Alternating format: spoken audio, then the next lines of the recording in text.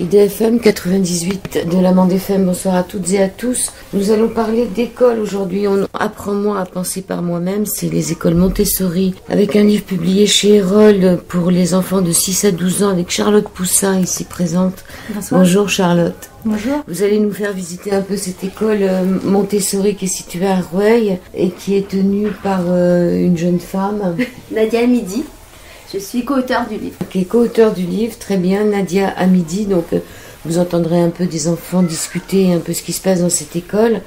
Charlotte, vous n'en êtes pas à votre premier livre, hein, Charlotte Poussin. Non, en effet, moi j'ai effectivement écrit Apprends-moi à faire seul en 2011, la pédagogie Montessori expliquée aux parents, que j'ai écrit après avoir passé 10 années à l'étranger, pendant lesquelles je n'avais jamais été amenée à présenter ni à expliquer ce que c'était que Montessori. Et en arrivant en France, j'étais étonnée de voir que c'était si peu connu ou si mal connu, avec beaucoup de préjugés, beaucoup d'idées reçues et d'idées fausses.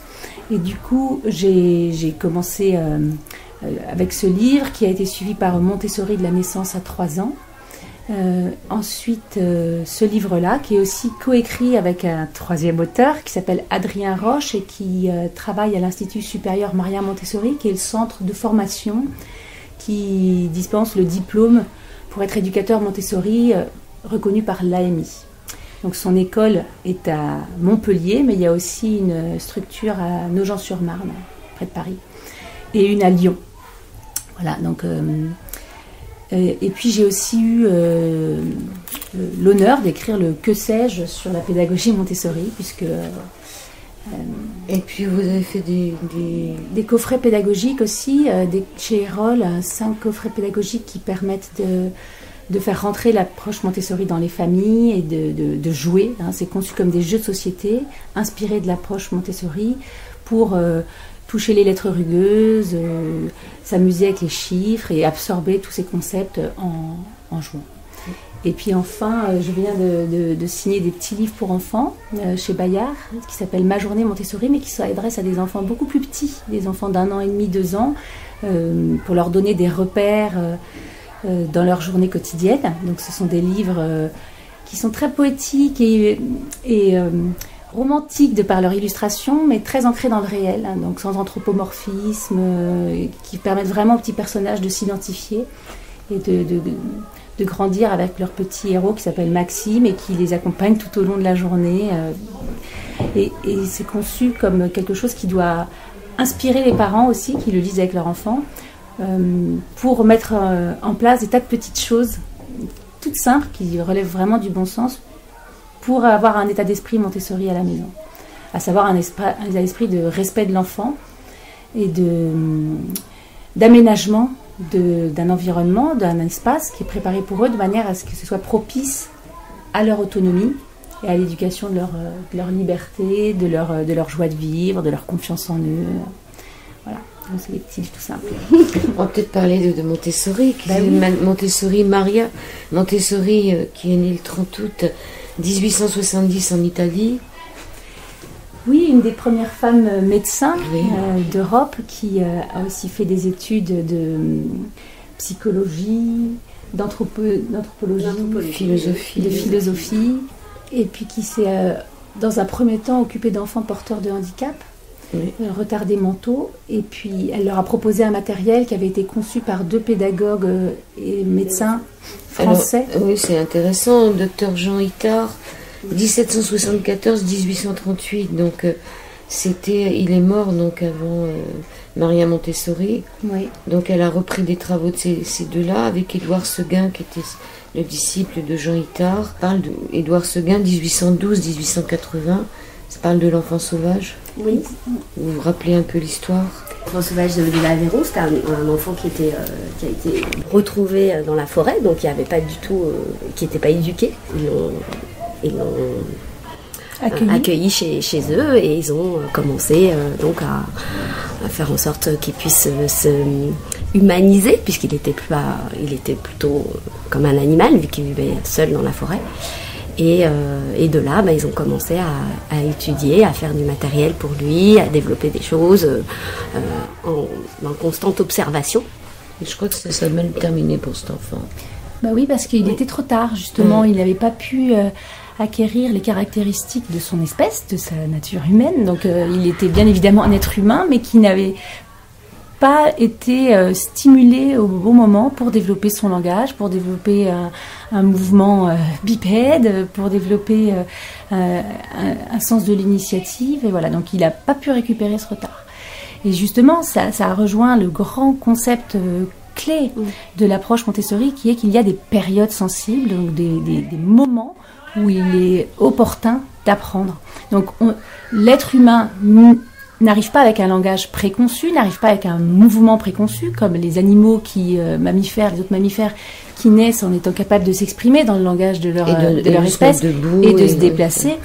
L'être humain a besoin de construire son mouvement, de construire son langage dans un environnement qui y est propice. Et si c'est pas le cas, ce sera trop tard.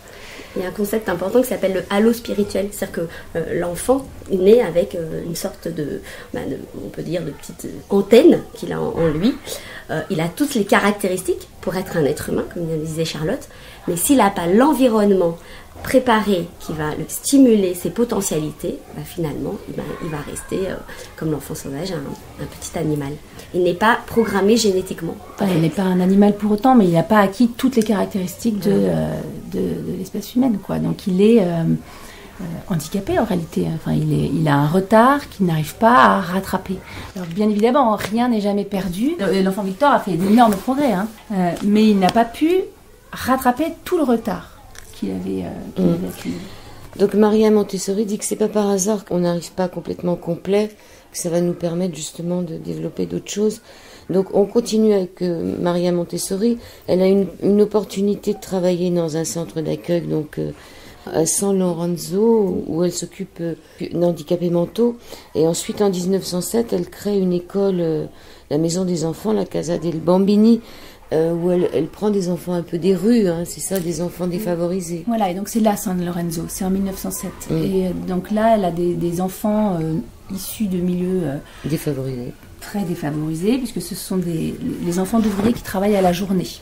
Donc qui sont ni disponibles, qui sont et sans travail, et sans disponibilité pour rester avec leurs enfants. Donc les enfants errent dans les rues, et ils dégradent pas mal les locaux qui sont confiés à ces familles-là dans le cadre d'un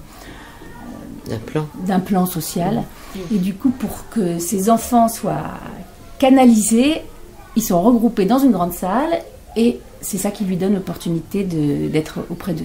Elle fait quelque chose d'assez novateur et révolutionnaire à l'époque. Elle fait des meubles à leur proportion. Oui, mais en fait, à San Lorenzo, elle va le dire d'ailleurs que ça va être son laboratoire pour tout le matériel qu'elle va avoir fabriqué ensuite. C'est-à-dire que là, elle a des enfants d'âge de tout petit à plus que ce qu'on a aujourd'hui, 3-6, ou elle a des enfants d'âge mélangé, du premier plan de développement, mais quand même des enfants de 7-8 ans. En fait, elle va les observer. Et elle va voir que une des premières caractéristiques, c'est de faire des choses, des objets à la taille et au poids des enfants. Et c'est vrai que tout le matériel de maternelle actuel a été inspiré du matériel Montessori. Elle appelle ça la pédagogie scientifique. Après, elle aura une pédagogie cosmique, je crois, plus tard. Elle se rend compte que l'épanouissement des enfants se transmet à l'entourage. C'est-à-dire qu'il y a des fleurs aux fenêtres, que les enfants ramènent ce qu'ils ont appris chez eux. C'est exactement ce que j'ai vécu ici dans ma classe il y a quelques semaines. C'est-à-dire que, comme je vous disais, cet enfant, tout à l'heure je vous ai exprimé, c'est exactement ça. C'est-à-dire que l'enfant pas à pas, va se transformer de l'intérieur. Il va avoir pris des nouvelles directives internes.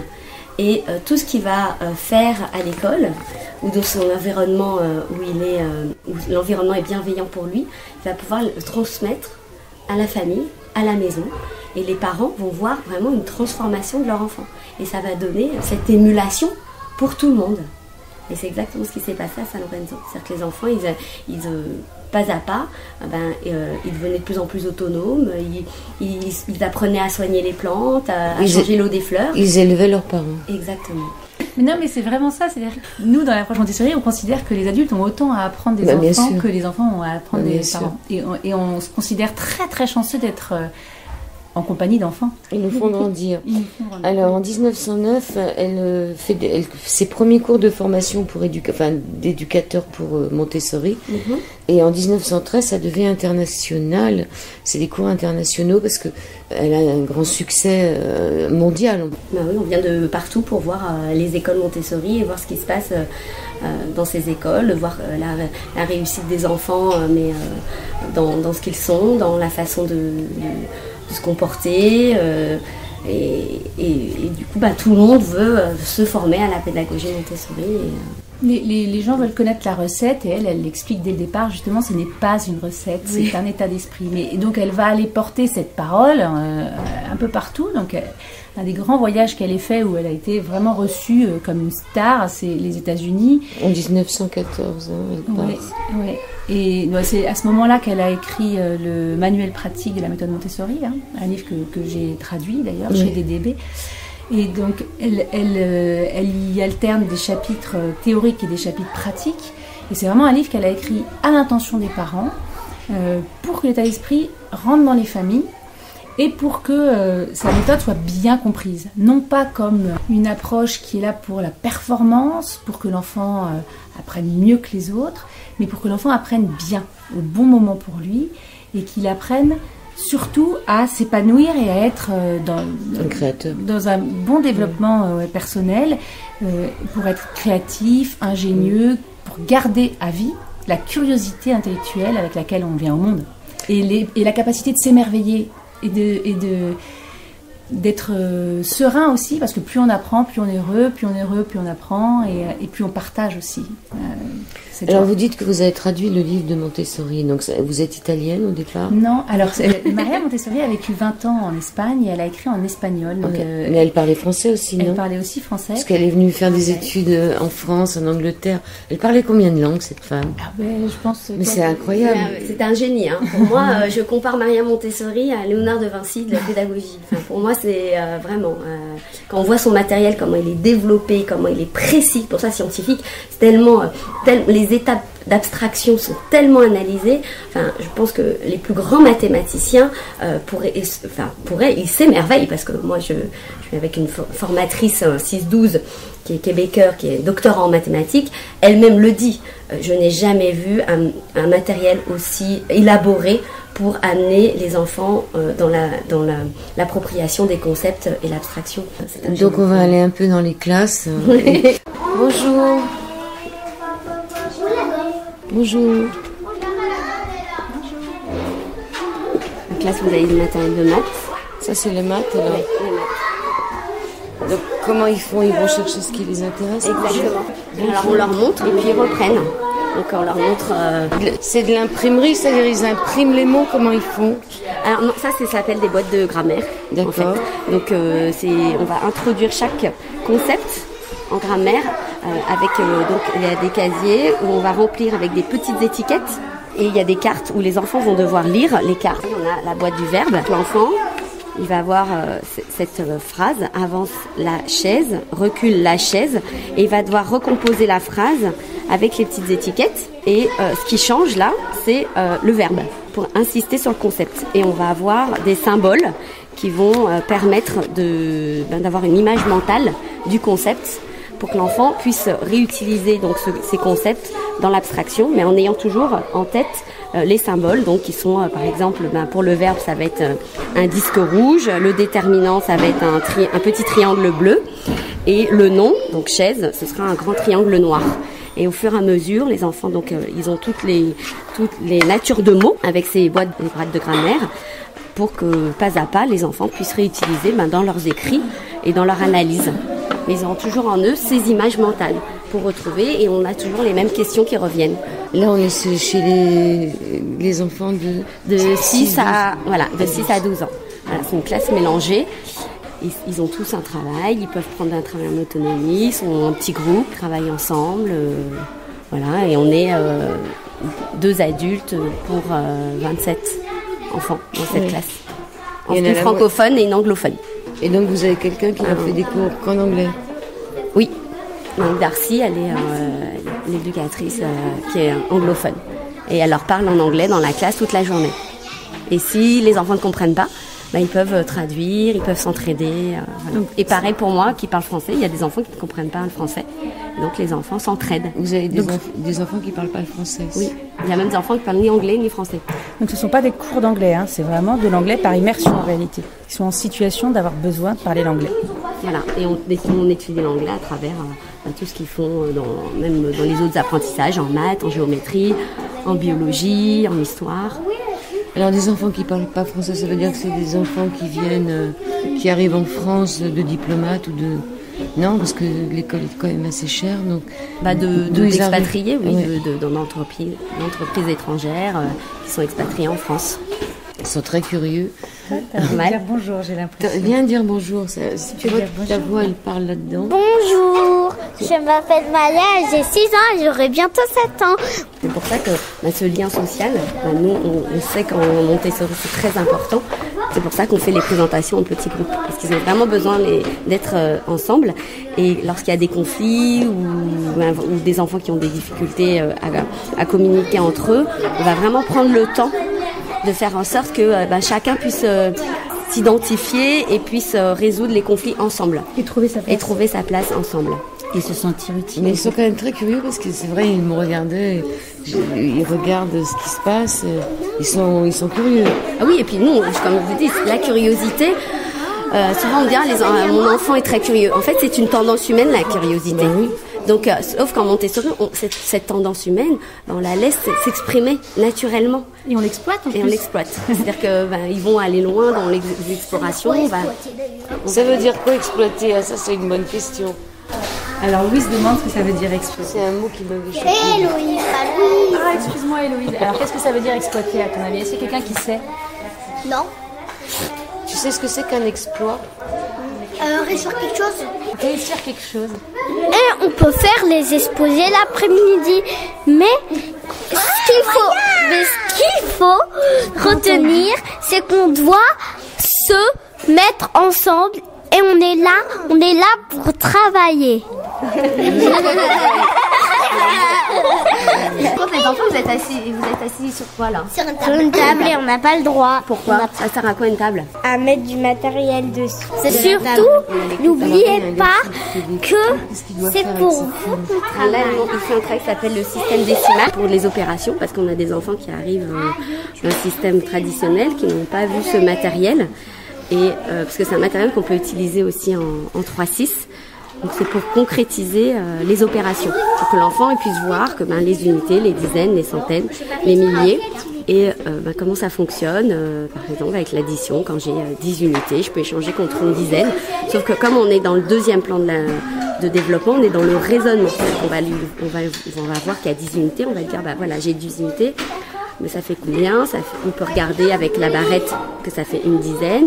Donc pourquoi je vais échanger contre une dizaine? Parce qu'on voit bien qu'une dizaine, c'est pareil que 10 unités. C'est que le matériel va leur permettre de leur donner une image mentale, mais aussi de raisonner sur le concept. C'est-à-dire que quand ils vont mettre la retenue, qu'on a appris un peu par cœur, à dire j'ai 10, je mets une retenue, là, ils voient pourquoi on met la retenue. Pour louper l'école, je ferai n'importe quoi. Pour louper l'école, moi j'irai jusqu'à...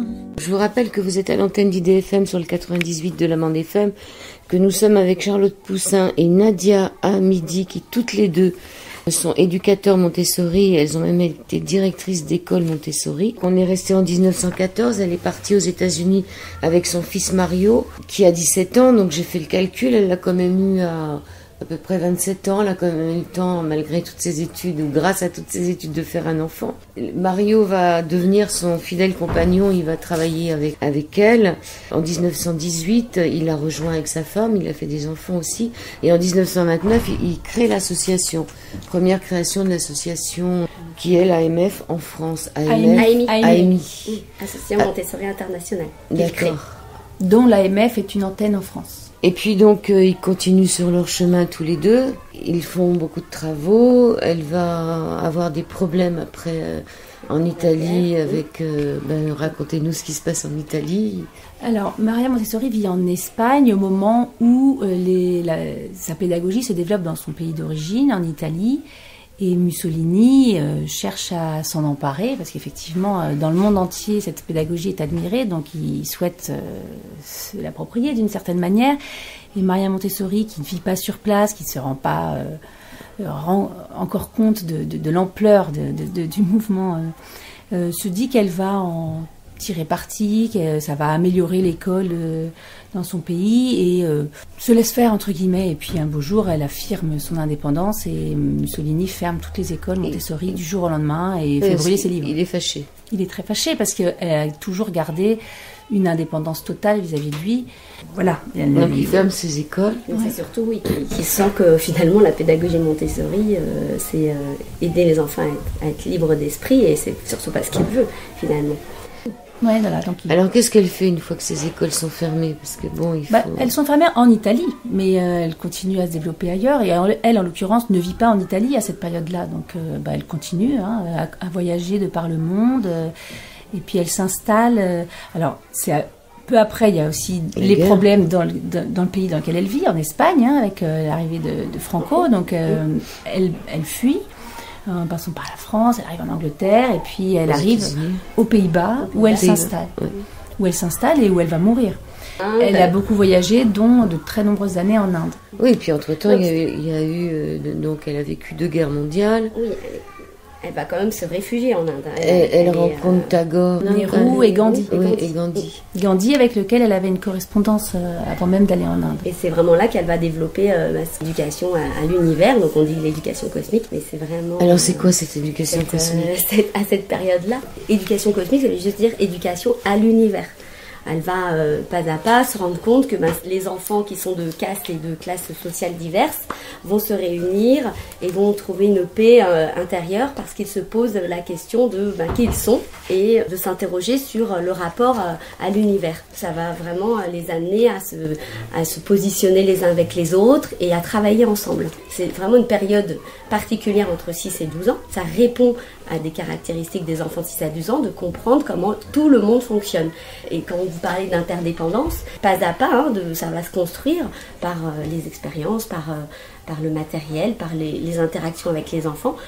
L'enfant de 6 à 12 ans va construire cette identité d'univers, c'est-à-dire qu'il n'est pas seul parmi une société, mais vraiment il fait partie intégrante, il est en interdépendance avec tous les éléments qui l'entourent. C'est-à-dire que ce soit du cosmos aux êtres humains, à la plante, aux animaux, que tous ensemble, on est en harmonie. C'est vraiment la période, comme Fierle parlait de période sensible, 6-12, c'est la période sensible puisqu'ils sont dans les caractéristiques de justice, de moralité, de comprendre vraiment cette interdépendance. C'est là qu'ils disent c'est pas juste. C'est là où ils disent c'est pas juste. Alors cette éducation cosmique, c'est écrit dans le livre à la page 60, c'est un terme qui peut inquiéter et surprendre, avec peut-être une connotation trop hippie ou New Age, mais le terme est plus ancien puisque Maria Montessori l'a appris à Pythagore, c'est donc plutôt du Old Age. Mais voilà, donc c'est ses cours de philo qui remontent. Bien sûr, c'est ça. Et ses cours et ses recherches, parce qu'elle a continué à lire... que ce soit dans le domaine philosophique ou dans le domaine scientifique, tout au long de sa vie. C'est une chercheuse en réalité. Un enseignant Montessori, souvent on dit c'est Montessori, c'est vieux, c'est plus à la mode, les enfants sont plus les mêmes. Et en fait non, ce qu'elle nous dit tout le temps, c'est un enseignant Montessori, il doit être sage et savant, c'est-à-dire sage, parce que finalement, si on ne suit pas l'enfant et qu'on n'observe pas l'enfant, on ne peut pas l'aider, l'accompagner au mieux. Et savant, parce qu'on doit toujours essayer de trouver des outils et essayer d'accompagner au mieux chacun dans leur potentialité. Et on cherche à comprendre cet enfant. Cet enfant-là qui est devant nous. Pas l'enfant avec un E majuscule, mais celui-là, dans son besoin. Et on cherche à le rejoindre là où il est. Ça c'est important. Donc 1930, la première fois qu'elle utilise ce terme pédagogie cosmique. Après elle est embêtée avec la guerre de 40 aussi qui arrive. Elle se dit que le monde s'écroule un peu autour d'elle parce elle fait des écoles pour la paix finalement. Et elle se rend compte que le monde va pas très bien. Où elle est pendant la guerre? Elle est toujours aux Pays-Bas? Non, il y a une période où elle est où elle est en Inde. Il y a une période où elle est en Inde. En réalité, elle était partie pour 3 mois pour faire un cours, 3-5 mois, et puis elle est bloquée là-bas, comme prisonnière en quelque sorte. Et puis finalement, de ce mal, elle va en tirer un grand bien, parce que ça va être une période pendant laquelle elle est très accompagnée, très aidée. Son fils est auprès d'elle et c'est à cette période qu'ils observent énormément le rapport entre le tout petit et sa mère, qui est exceptionnelle en Inde et qui lui ouvre les yeux sur l'importance de la qualité de la relation dans les premières années, en particulier dans la première année de vie. Alors qu'en France, en Europe, à cette époque-là, on était encore très souvent dans les milieux dans lesquels elle évoluait, amenée à confier ses enfants à une nurse, à une gouvernante. D'ailleurs, dans ses livres, c'est vrai que les références et les exemples qu'elle prend sont très imprégnés de la nurse. On sent qu'on est vraiment tout de même dans un milieu privilégié qui en réalité crée une distance entre les enfants et leurs parents. Ou alors, dans les milieux défavorisés, les enfants étaient très livrés à eux-mêmes et pas forcément beaucoup plus avec leurs ou donnés aux grands-parents. Ou confiés aux grands-parents. Et en Inde, elle voit ce rapport qu'elle aurait pu voir en Afrique, avec les femmes qui portent leurs enfants en écharpe. Non, elle, c'est en Inde qu'elle a vu ce contact, cette promiscuité, cette dépendance immense qu'il y a entre le nouveau-né et l'enfant et qui va être la condition de cette grande indépendance à terme. Et donc, c'est ça qu'elle va finalement rapporter avec elle comme message aux mamans européennes. Gardez vos enfants avec eux. Cette dépendance est essentielle à leur future indépendance. Combien de temps alors? 1 an, 2 ans? Jusqu'au sevrage naturel en réalité. Donc ça dépend entre 10 mois et 1 an, quoi. Et quoi qu'il en soit, même si vous ne passez pas beaucoup de temps avec eux, que le temps que vous passez avec eux soit d'une qualité exceptionnelle. C'est pas tant la quantité de temps qu'on passe avec ses enfants, mais la qualité de la relation. Et ça pour tous les âges en fait. Et ça c'est vrai à tous les âges. C'est vrai à tous les âges, mais justement elle s'est inspirée de cette relation qu'elle a observée en Inde pour tous les âges et en fait pour tous les rapports entre tous les êtres humains. La qualité de la relation est au centre de sa réflexion. Et puis c'est aussi en Inde qu'elle a beaucoup réfléchi sur le 6-12. Et c'est quelque chose qu'elle a beaucoup développé avec son fils Mario, qui est celui qui a le plus créé de matériel pédagogique. Donc Mario, parce qu'on n'en parle pas trop de lui. En fait, Mario, souvent on dit quand même que c'est Maria qui donnait ses idées, et que Mario... Mario, c'est marrant aussi. Oui, c'est vrai. Et le petit-fils s'appelle Mario aussi. Junior. Et il s'occupe aussi de l'école. Oui, moi, je viens de co-traduire un livre qu'il a écrit. Il est toujours en vie, son fils? Non. Et son petit-fils a été ensuite président de l'association Montessori Internationale. Il était psychologue, il était passionné. Il a écrit un livre qui va sortir à l'automne prochain, qui s'appelle Comprendre Montessori. Je me posais la question de savoir ce que Mario était devenu. Donc là, on en était allé en Inde. Elle est bloquée pendant la Deuxième Guerre mondiale parce que l'Inde était britannique et je sais plus, ça faisait des problèmes comme elle était au départ italienne. On pensait qu'elle était une espionne. Enfin, c'est ça un peu qui s'est passé où elle s'est retrouvée coincée, non? En fait, déjà, c'est par rapport à sa pédagogie. Il ne voulait pas qu'elle divulgue plus la pédagogie Montessori. Donc, c'est pour ça qu'on ne la laissait pas rentrer. C'est ça. Alors, qu'est-ce qu'elle fait? Comment elle arrive à rentrer de l'Inde après pour... À la fin de la guerre, en fait. Elle retourne à Amsterdam. Et c'est là donc les cours vont se développer de plus en plus, les cours internationaux. Et c'est vrai que lui va développer aussi du matériel, surtout en biologie, aussi plus tard avec Amio Grazzini. Il va être formateur. Et puis, c'est vrai que lui, il y a surtout un concept qui s'appelle les tendances humaines qu'il a développé avec Maria sur ce que je vous disais, c'est que tout être humain a en lui des tendances qui sont intrinsèques, qui lui a permis à l'être humain d'évoluer, et que ces tendances s'expriment différemment en fonction de l'âge des enfants, donc des plans de développement, et que ces caractéristiques de tendances humaines permettent à l'adulte qui est auprès de l'enfant de l'accompagner au mieux. C'est-à-dire, comme je vous disais, la curiosité, c'est en nous, l'auto-perfection, c'est-à-dire le fait de vouloir faire bien et beau, et beau. Le travail, souvent on se dit j'aime pas travailler, mais si, c'est intrinsèque à l'être humain, on aime travailler. Ça serait plus le mot travail, je pense que c'est ça oui, en fait le mot travail en France et puis en général il est connoté en labeur.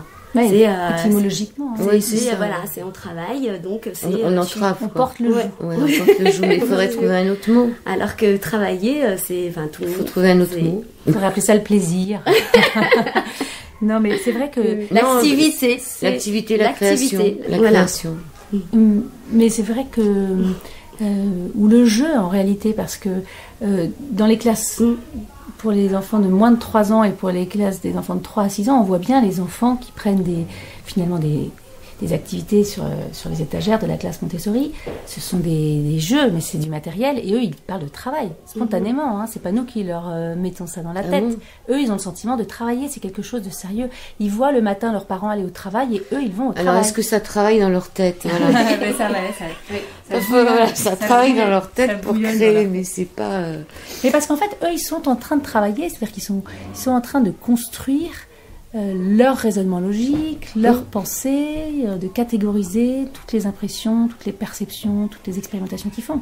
Donc ils sont en train de travailler, effectivement. Ils sont en train de construire leur propre personne. Ils sont les créateurs de l'adulte qu'ils vont devenir. Donc ils sont en train de travailler. Et c'est nous qui dépressions et qui considérons Ils exploitent, comme dirait la petite de tout à l'heure. Exactement. Et c'est vrai que j'ai des fois des stagiaires, moi, à l'école, qui viennent des EJE, etc. Et souvent, elles me disent... Éducateurs de jeunes enfants. Oui, EJE, éducateurs de jeunes enfants, qui n'ont pas fait la formation Montessori, mais qui sont très intéressés par la pédagogie Montessori. Et souvent, ils me disent, oh là là, mais quand même... vous dites qu'ils travaillent, donc ils jouent pas, voilà, donc on part, et je dis, mais regardez, comment ils sont les enfants ici, les enfants de 2-3, parce que souvent les EJE, elles viennent en 2-3, ils sont heureux. Est-ce que vous avez l'impression qu'ils sont forcés à faire les choses? Et on les entend pas brailler alors qu'il y en a 110 dans la... On est quand même dans une école où il y a 110 enfants, on les entend pas hurler. Non. C'est calme comme école par rapport à d'autres écoles. Oui, parce qu'ils ne sont pas contenus. Ils sont pas frustrés. Et contraints au silence, parce que dans les écoles traditionnelles, effectivement, peut-être que pendant un cours, c'est encore plus calme. Et puis, mais au moment de la récréation, c'est l'exutoire. C'est-à-dire qu'ils ont été tellement contenus qu'ils explosent. Alors qu'ici, il y a peut-être un petit peu plus de bruit... en tout cas en 6-12, parce qu'en 3-6 il y en a très peu, mais en 6-12 il y a un petit peu plus de bruit pendant la classe, mais il n'y a pas un contraste phénoménal entre le moment de récréation et le moment de classe. C'est surtout que, comme tu disais tout à l'heure, la liberté, c'est juste ça en fait. C'est pouvoir les accompagner dans leur liberté. Ils ont le droit d'aller aux toilettes quand ils veulent. Liberté, responsabilité, ça c'est très important. Parce que vous parliez de frustration, et souvent on dit, ah là, ces enfants qui font un peu n'importe quoi, ils n'ont pas de frustration. Bien sûr qu'ils en ont, mais cette frustration, elle est accompagnée par le groupe, par la responsabilité, les règles de vie, elle est consentie. De communauté. C'est pas du tout une frustration arbitraire en fait. Elle est constructive et en plus ils font partie eux-mêmes des règles de vie. Donc eux-mêmes ils vont mettre ensemble, ils vont respecter des règles qu'ils ont comprises et qu'on a créé ensemble pour vivre ensemble, la chaise, parce qu'en 3-6 on leur montre à porter une chaise. En 6-12 certains n'ont pas vu comment on portait une chaise pour pas faire de bruit, donc c'est pas inscrit en eux. Donc en 6-12 on est obligé de leur donner le sens du pourquoi il faut pas tirer ta chaise et pourquoi il faut la porter de cette façon là. Parce qu'on est en groupe et que lorsque tu es à côté d'un autre enfant, ça peut faire du bruit, ça peut déranger aussi les petits qui sont en dessous. D'entendre une chaise qui est tirée, des petits de 2 ans, ils peuvent se demander qu'est-ce que c'est que ce bruit, donc ça peut les inquiéter. Vous voyez, toujours dans cette notion de raisonnement qu'on a avec les 6-12, et donc cette liberté, mais toujours en lien avec la responsabilité. Et le respect le respect du matériel, comme nous a dit la petite. Oui, le respect du matériel. Mais ce qui est drôle, c'est que ça, c'est vraiment venu spontanément d'elle. Voilà, comment il a été fabriqué aussi parfois. Oui, il y a beaucoup de bois, c'est du matériel assez noble, c'est pas du plastique. Alors, il y a des petites étiquettes, vous avez vu les petites étiquettes, des fois c'est des étiquettes qui ont été fabriquées par des enfants. Par exemple, moi j'ai mon matériel de grammaire, vous avez vu, c'est des étiquettes qui ont été fabriquées par mes neveux avec moi l'été, on les a découpées, plastifiées, et j'aurais expliqué pourquoi c'était fait pour ma classe. Et donc quand je suis venue ici avec mes boîtes, j'aurais expliqué, j'aurais dit, oui, ces boîtes-là, donc c'est précieux. C'est précieux parce que j'ai passé un été avec mes neveux qui avaient 15 ans et 16 ans à découper pour vous. Et du coup, les enfants, ils se nourrissent de respect et d'empathie par rapport au travail des autres. Et du coup, ils respectent encore plus ce matériel. Parce qu'ils savent que c'est pour eux que c'est un cadeau, en fait. Pour louper l'école, je ferai n'importe quoi. Pour louper l'école, moi j'irai jusqu'à... Pour louper l'école, je ferai n'importe quoi. Pour louper l'école, moi j'irai jusqu'à... Ils vont apprendre avec les autres.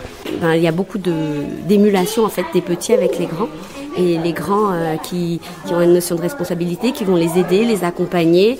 Et puis c'est un enseignant qu'on apprend. Donc les grands, en rendant ce qu'ils ont appris, ils en savent 2 fois plus. C'est ça. Et ils sont fiers de pouvoir apprendre aux autres parce que moi je vois surtout pour des enfants qui viennent d'un système traditionnel, qui n'ont pas fait Montessori, que j'accueille. J'en accueille pas beaucoup, mais j'en accueille à 8 ans, etc. Ils n'ont pas l'habitude de travailler dans cette dynamique de collaboration. Et vraiment, pour eux, c'est un vrai enrichissement de montrer leur connaissance. Et souvent des enfants qui ont été blessés dans leur confiance en soi, estime de soi, c'est toujours par ce biais que je vais nourrir la confiance en soi et l'estime de soi. C'est pas en leur disant c'est super ce que tu fais, c'est génial, t'as réussi à faire ton exercice. C'est en disant ah bah tiens, vous avez gagné le bingo. Tu peux montrer ça. Vous voyez, c'est pas en lui donnant des appréciations de l'adulte, mais plus en lui montrant comme il sait faire. Et même parfois, il sait pas faire, mais lui dire, ah ben tiens, je t'ai montré ça, tu veux pas le montrer à un autre enfant? Du coup, l'enfant, il va sentir qu'on lui donne confiance. Et si on lui donne confiance, il va reprendre confiance en lui. Alors, ça vous arrive d'avoir des enfants qui viennent donc de l'éducation traditionnelle et qui arrivent? Si l'enfant arrive, par exemple, vers 8-9 ans, qu'il a déjà fait 2-3 ans d'éducation traditionnelle ou plus, si il a été en maternelle, comment ça se passe pour cet enfant-là? Je vous dis, ça dépend vraiment de l'enfant, donc de pourquoi ils sont venus en Montessori. Mais souvent, il y a quand même une petite période d'adaptation, dans le sens où ils vont être, ça va être un peu compliqué pour eux au départ d'aller choisir du matériel, d'être autonome. Donc on va beaucoup les guider, on va les accompagner. Enfin, c'est même pas nous qui allons les guider, c'est pour ça qu'on c'est les autres. C'est les autres, voilà. Il y a toujours des chaperons qui vont prendre en charge ces enfants-là. C'est-à-dire qu'ils n'ont pas encore pris l'habitude de gérer cette liberté qui leur est donnée. Parce que jusqu'à présent, ils étaient très dirigés dans leurs activités, avec un emploi du temps, une heure pour ci, une heure pour ça. Voilà. Donc ils ont pu perdre un certain sens de l'initiative. De la liberté. Voilà. Et puis, ils ont parfois pris l'habitude d'avoir peur. C'est-à-dire qu'ils ont l'habitude de lever le doigt pour demander s'ils ont l'autorisation d'eux, et puis tout à coup, là, ils peuvent. Donc, il y a un petit moment d'adaptation, mais la plupart du temps, bien évidemment, par la force des choses, ils s'épanouissent dans cette ambiance-là. Oui. Et puis moi, souvent, là, j'ai des exemples d'enfants qui ont eu beaucoup de violence ou qui sont violents, qui en fait avaient juste trouvé ce chemin pour montrer qu'ils existaient. Et pas à pas, ici, je le regarde parce que je suis très touchée en fait de voir en si peu de temps le changement de cet enfant. Et là, t'en vois en particulier. Ouais, c'est ça.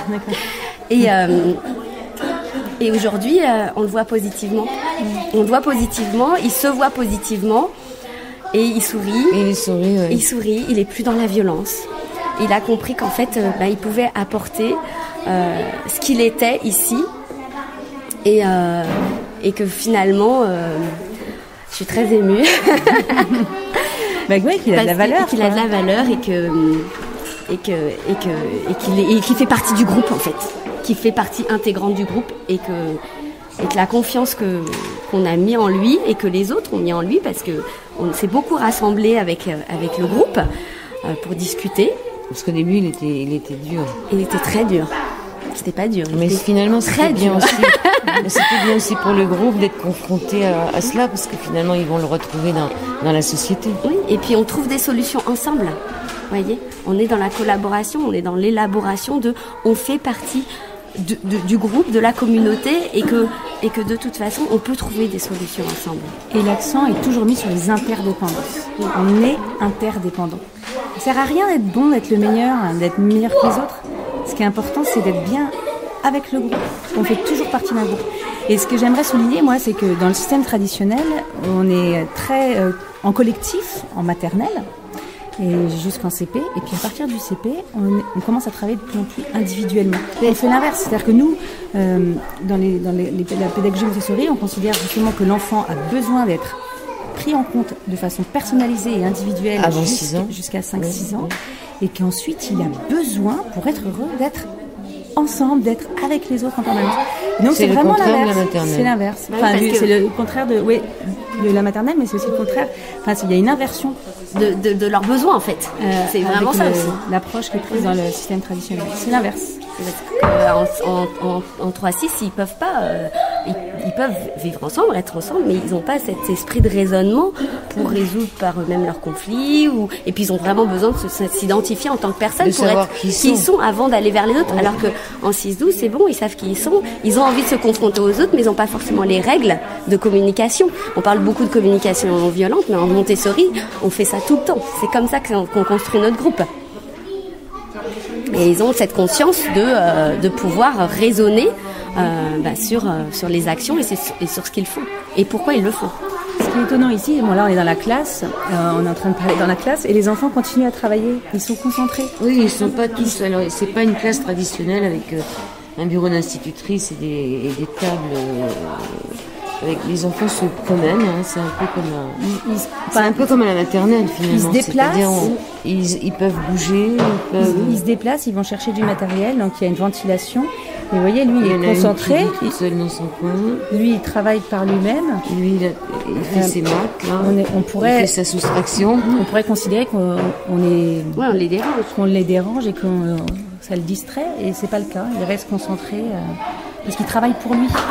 Il n'est pas en train de travailler pour un adulte, pour faire plaisir à quelqu'un d'autre, pour avoir bon. Il est en train de travailler parce qu'il est en recherche. Il a un cahier quand même où il écrit des choses. Oui. En fait, ça c'est le petit cahier de maths et pour nous c'est important que l'enfant puisse voir sa progression aussi. Et de voir que oui, il a répété, que maintenant ça y est, il sait faire son matériel. Ça y est. Et donc il travaille par terre pour les maths. Ça dépend. Il aurait pu se mettre sur une table, mais là il a préféré se mettre par terre sur un tapis avec tout son matériel. Ce matériel est assez imposant, donc c'est vrai qu'ils sont plus à l'aise sur un tapis que sur une table. Et puis le tapis lui délimite un espace de travail au sol qui est respecté par les autres. Voilà, les autres passent toujours autour. C'est comme une table au sol. Oui, c'est ça. Et puis qu'est-ce qu'ils font les deux là? Ils dessinent les deux. Juliette et Boyan travaillent en anglais. Ils écrivent des mots en anglais. Ils écrivent des mots en anglais. Ils recopient des spines. Alors Juliette, elle est mexicaine et française. Regarde, tu connais ça? Elle parle anglais. Oui, c'est pour ça que je l'ai mis aujourd'hui. Ça vient du Mexique. Oui, parce que Joël a un collier mexicain. Qu'est-ce que vous faites, Juliette? Avant, on avait le nom du livre et après, on est en train d'essayer de faire un mot croisé nous-mêmes. Ah, vous inventez un mot croisé. D'accord. Ah, c'est bien ça. Et après, vous allez donner Vous allez le faire aux autres, les mots croisés? Avant, j'avais pris le livre et je voulais faire l'anglais. Après, les autres, ils avaient des mots aussi. Qu'est-ce que tu as dans ta main? D'accord. Tu veux t'asseoir là? Excuse-moi. Donc toi, tu as pris une boîte. Elle a été chercher une boîte Une boîte de grammaire. De grammaire aussi. Sur le verbe. Donc on a dû lui montrer et aujourd'hui, elle le reprend toute Donc là, seule. elle a une boule blanche, une boule rouge et une pyramide noire. Oui. C'est pour conceptualiser, pour donner l'image du concept du verbe et du nom. Donc le noir, c'est le nom et le rouge, c'est le verbe. C'est ça. Ah, j'apprends vite ici. Et le rouge, c'est une sphère, donc elle roule. Donc c'est un symbole et par la couleur et par la forme de l'action. Oui. C'est quelque chose de dynamique, alors que le nom est très stable. Oui, il change pas. Il change pas. Et le petit carré, le petit triangle, ça c'est l'article. C'est le déterminant. C'est l'article.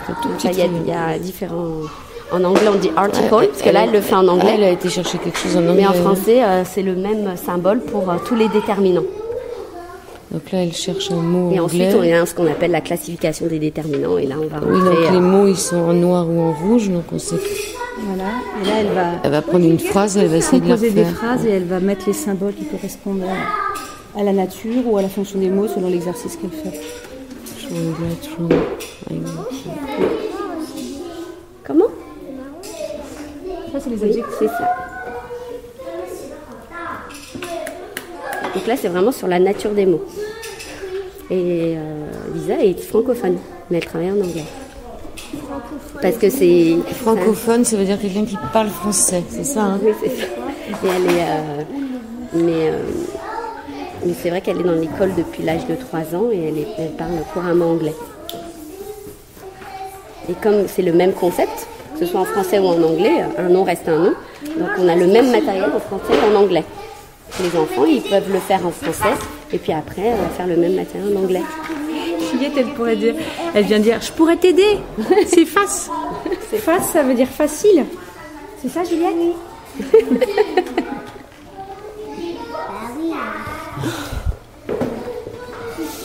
Il y a des mots qui...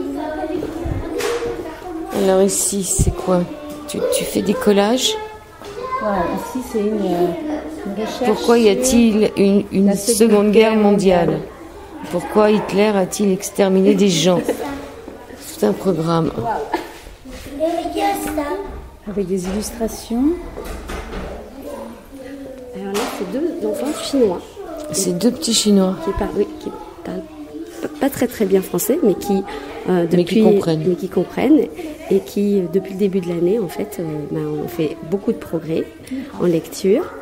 Et eux, leur passion, c'est de faire des exposés. Donc ils font des exposés. Alors là, vous voyez, ils sont en train de dessiner. Alors ils écrivent à leur niveau ce qu'ils peuvent, mais c'est surtout qu'après ils l'exposent aux autres en français. Ouais. Alors qu'ils ont un niveau débutant de. Mais ils sont à l'aise pour le faire. Ils sont très à l'aise et les autres les écoutent. C'est les 2 frères? Ah, pas du tout. Ils sont copains, mais ils ne sont pas frères. C'est à quel nom? Et là, il nous a fait un dessin avec des gens qui tombent à l'eau. Avec du découpage aussi. Ouais. Ça, c'est très chinois pour le collège. Ils adorent. Et là, qu'est-ce que c'est? Alors là, on est, je ne sais pas. C'est les maths, ça aussi. Là, elles sont en train de compter en sautant. Qu'est-ce que vous faites, les filles? En fait, c'est des travaux de maths. C'est les maths. Et on fait les chaînes. Et la plus longue d'entre les chaînes, c'est la chaîne dorée. C'est la chaîne gagnante? C'est laquelle la plus longue? Non, la plus longue, c'est la chaîne dorée. Ah oui, et là, c'est laquelle, celle que tu as prise? Laquelle? Ouais, quelle couleur, celle que tu as choisie pour travailler? Ben, elle est jaune. Et la chaîne de jaune? La chaîne jaune, c'est la chaîne de combien? C'est la chaîne de 4. La chaîne de 4, donc tu comptes de 4 en 4. Oui, on compte de 4 en 4. 4, 8, 16. Et en fait, on a fabriqué des fiches de maths. Regardez. On a essayé. Donc en fait, le but, c'est d'entourer. Je sais ce que vous avez fabriqué. En fait, ce matériel s'appelle chez les plus grands les multiples. Donc là, c'est le travail sur les multiples de 4. Donc 4, 8, 12, 16. Vous voyez, là, elle a replacé la chaîne 12 parce qu'elle a recompté. Elle a vu qu'il manquait la chaîne, qu'il manquait la flèche 12. Et ça, c'est une feuille qui, normalement, elles ont toutes prêtes déjà, de 1 à 100. Et ils doivent entourer les multiples de 4. Et donc, elles ont refabriqué cette feuille. Au lieu d'aller chercher la feuille déjà toute prête, elle a écrit des nombres et elle a entouré les multiples de 4. Donc, c'est ça qu'elle a fait. Les enfants, vous devez savoir quelque chose de très important. C'est que, n'hésitez, vous pouvez vous inscrire, c'est normal. C'est normal, vous pouvez vous inscrire, mais il y a quelque chose, une règle qui est au matériel. Je vais vous dire, vous voulez que je vous dise la règle? Bon, la règle qu'on doit respecter au matériel, c'est de ne pas abîmer le matériel, de le casser. Sinon, on ne peut plus refaire le matériel et ça serait très dommage. Bah, c'est bien ça. Il faut respecter le matériel. Voilà. Et 8, c'est un multiple de 4, Maya? Oui, pourquoi? C'est combien de fois 4, 8? Ben, 4, 8, ben, parce que je sais pas, mais par contre, 8 est une multiple de 4 parce que ça vient après 4. C'est combien de fois 4? 8, il y a combien de fois 4? Oui. Il faut combien de 4 pour faire un 8? Pour faire un 8, il faut... Combien de fois 4? Il y a combien de barrettes là? 2. Ah, voilà. C'est 2, ça fait 8. Voilà, c'est 2 fois 4 pour faire 8. Ouais. Donc ce matériel, de manière indirecte, Ouais. amène aux multiplications. Ouais. Voilà. Et vous leur faites faire une multiplication 2 fois 2 fois 4 Oui, oui, bien sûr. Sauf que là, en fait, elle va les mémoriser de manière indirecte. Là, elle a 6 ans. Et donc, on commence déjà à introduire donc le concept de multiple et par le raisonnement à voir que un multiple est un nombre qui est composé par le nombre référent. Donc là, que 8, il est composé de 2 fois 4. Et puis plus tard, elle va avoir aussi ce qu'on appelle les multiples communs. Donc c'est indirect, c'est une préparation indirecte à du matériel de mathématiques qui feront vers 8 ou 9 ans.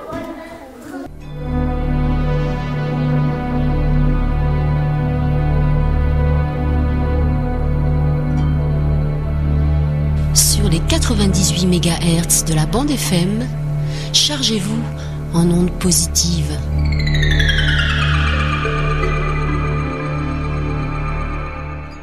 Alors on continue avec Maria Montessori, donc après elle va aux Pays-Bas et elle meurt à 81 ans je crois, quand même relativement âgée. 82 en 1952, après avoir été tout de même 3 fois nominée au prix Nobel de la paix, c'est bien après avoir été ovationnée à l'UNESCO, après avoir connu tout de même un succès d'édition avec son livre L'Enfant de son vivant, donc elle entre autres et qu'elle reprend dans une dernière version à la fin de sa vie.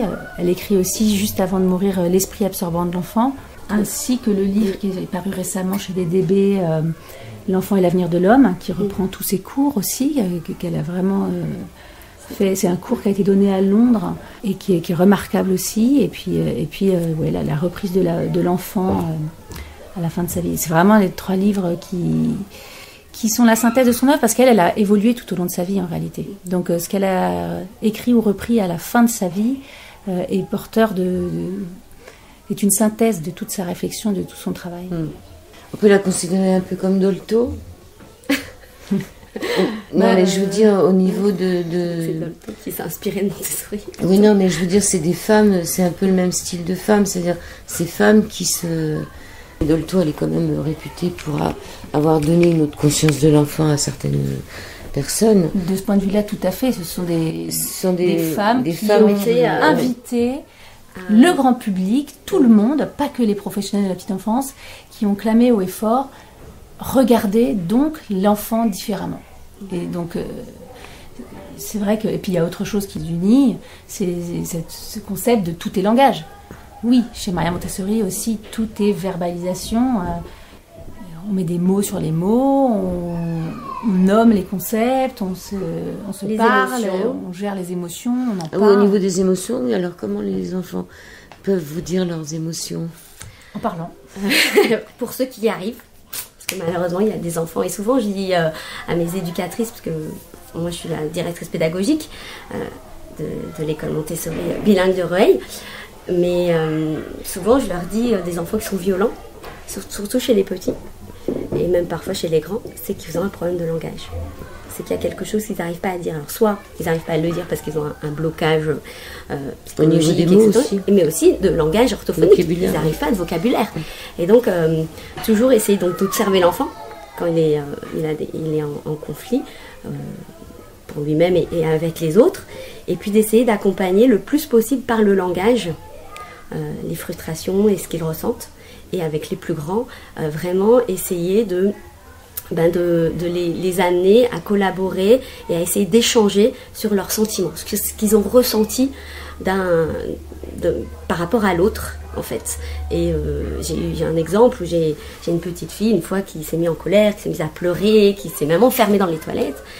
Et donc j'ai été la chercher, elle m'a expliqué, elle m'a dit c'est parce qu'il m'a dit il est méchant, et oui, alors viens, on va discuter. Et donc qui avait du mal à exprimer ce que c'était, pourquoi, elle était petite, 6 ans, il est méchant. Et donc l'autre enfant a exprimé ce qu'il avait dit, la manière où il l'avait dit. Et elle a dit mais oui, mais tu vois, il m'a dit ça comme ça. En fait, c'était quoi, vous vous souvenez? C'était sur son dessin. Il a fait une remarque sur son dessin. Qu'il n'était pas bien. Voilà, mais c'était aussi la manière dont il l'avait dit. Et il lui avait dit, en fait, c'était même pas qu'il n'était pas bien, c'est qu'il lui avait dit, tu n'as pas le droit de dessiner avant. C'était pour un exposé, ça, je m'en souviens. Tu n'as pas le droit de dessiner, tu dois d'abord écrire. Donc c'est une petite règle. On dit d'abord on fait une recherche et on illustre sa recherche.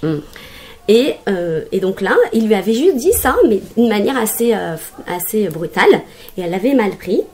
Et après elle-même, je lui ai dit, mais regarde, qu'est-ce qu'il t'a dit? Oui, mais il m'a dit ça comme ça. Donc je lui ai dit, est-ce que la façon dont il te l'a dit, c'est ça qui t'a blessé? Oui. Et elle l'a exprimé. L'autre enfant lui a dit, je m'excuse, j'aurais pas dû te le dire comme ça. Et elle a dit, oui, et toi tu avais raison de me le dire. Parce qu'en fait, il lui a rappelé entre guillemets une règle, mais elle était d'accord que c'était cette règle-là, mais c'était la manière dont il lui avait dit qu'il l'avait blessée. Et comme elle est extrêmement sensible, du coup, elle s'était enfermée et elle avait pleuré. Je vous remercie toutes les deux, Charlotte Poussin et Nadia Hamidi, qui toutes les deux sont diplômées de l'association Montessori Internationale L'Ami, passionnées par cette approche éducative. Qu'elles expérimentent à l'école et en famille. Et donc je rappelle le titre Montessori de 6 à 12 ans aux éditions Erol par Charlotte Poussin, Adrien Roche qui n'est pas là et Nadia Hamidi. Vous auriez une phrase pour terminer l'émission, une citation de Maria Montessori ou... Oui. La guerre peut déboucher sur la paix, mais il n'y a que l'éducation qui peut rendre la paix permanente en réalité. Puis alors moi j'avais celle-ci, l'enfant n'est pas un vase que l'on remplit, mais une source que l'on laisse jaillir. Elle avait repris cette phrase de Montaigne qui écrivait dans les essais, l'enfant n'est pas un vase qu'on remplit, mais un feu qu'on allume, et pour lui c'est une source que l'on laisse jaillir. Belle phrase. Hein. Magnifique. Je vous remercie toutes les deux, Charlotte Poussin et Nadia Hamidi. Merci à vous. J'aimerais que les enfants nous disent au revoir. D'accord. Juste qu'on ait des petits au revoir. 1, 2, 3.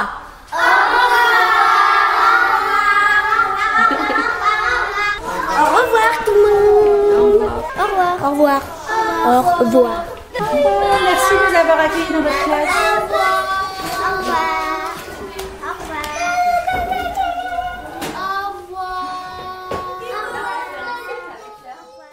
La solidarité est très spontanée chez ces enfants-là parce qu'elle n'est pas entravée par une discipline qui vient de l'extérieur et qui les empêche de s'aider.